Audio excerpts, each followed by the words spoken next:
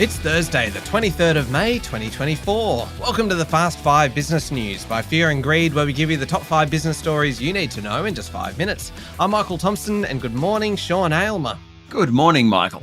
Sean, 5 stories in 5 minutes. Let's go. Story number 1, experts are warning of more incidents like the one on Tuesday night when severe turbulence on a Singapore Airlines flight killed 1 person and injured 70 others. Researchers expect turbulence to worsen because of changes to weather patterns caused by climate change. A series of studies has failed to pinpoint the exact relationship between climate change and turbulence on any given flight, but they do show that climate change will or has made turbulence worse, according to Reuters.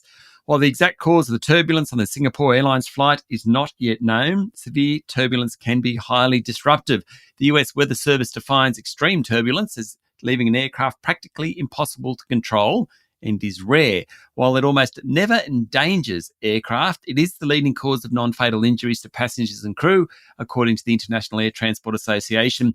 Now, 56 Australians were among the 211 passengers and 18 crew aboard the Boeing 777 London to Singapore flight, which hit severe turbulence over the Irrawaddy Basin in Myanmar. 1 passenger died from a heart attack, 70 others were injured, including 8 Australians.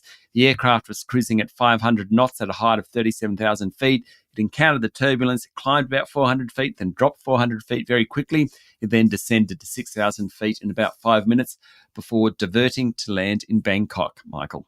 All right, on to story number 2. Sean, Wall Street continues its strong run with a new record high.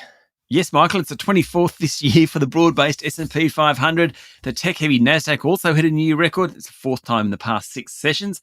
Driving the rise has, once again, been the tech stocks. The Magnificent Seven haven't been so magnificent for most of this year, and professional investors, some have been suggesting people get out. But in the past month, Microsoft's up 7%, Apple 16%, Nvidia's up 20%, Alphabet's 14% higher, and Tesla, which has really underperformed, well, it's jumped 31% over the past month. The laggards have been Amazon and Meta. Anyway, interesting to see that these tech stocks are back.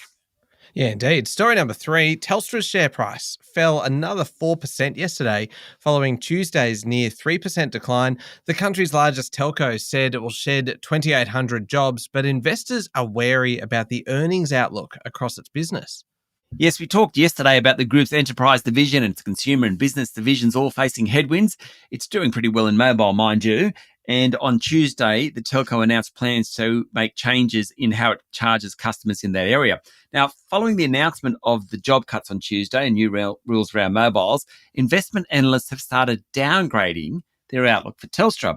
Another challenge to the group is increased competition from the $1.6 billion network sharing deal between Optus and TPG, which will increase competition, particularly outside the major cities. Telstra's share price is now at a 3-year low, and the company doesn't have too many friends at the moment. How about this one, Sean? Story number 4, travel group Webjet is considering splitting its consumer and business-facing operations into 2 standalone ASX-listed companies. It sent its share price up 8% yesterday. The announcement came after Webjet unveiled a record underlying profit for the year to the end of March, which was nearly double the previous financial year, thanks mostly to an expansion of its business-to-business unit. Chief Executive John Gusix said the travel sector remains very healthy, with most of the world back to pre-pandemic levels.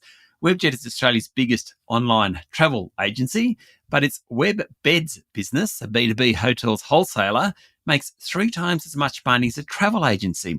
And only 5% of Webjet's bookings are actually out of Australia. It's a bit of a hidden gem in that business. Yeah, that's fascinating. Last one, story number 5, Sean. New York and London are the best cities in the world to live in, while Melbourne is 9th best, Sydney is 16th, and Perth is 23rd out of the world's 1,000 largest urban economies. And that's according to Oxford Economics' inaugural Global Cities Index. It looked at 27 indicators using 5 broad categories: economics, human capital, quality of life, environment and governance, with the heaviest weighting on economics. US and European cities dominate the top 50 spots, according to a report on Bloomberg. New York was number 1, then London, San Jose in California, Tokyo, then San Francisco. The group provided breakdowns for the best cities in the different categories, those 5 categories. When it comes to quality of life, Canberra comes in at number 3 of the 1,000 cities. Pretty good. Some of the worst cities to live in are in Nigeria and India, according to Oxford. All right, there we go. The top 5 business stories in 5 minutes. Thank you, Sean. Thank you, Michael. It's Thursday, the 23rd of May, 2024. Remember to hit follow on the podcast, and if 5 minutes isn't enough, you can find our longer daily show called Fear and Greed wherever you listen to podcasts. I'm Michael Thompson, and that was the Fast 5 business news by Fear and Greed. Have a great day.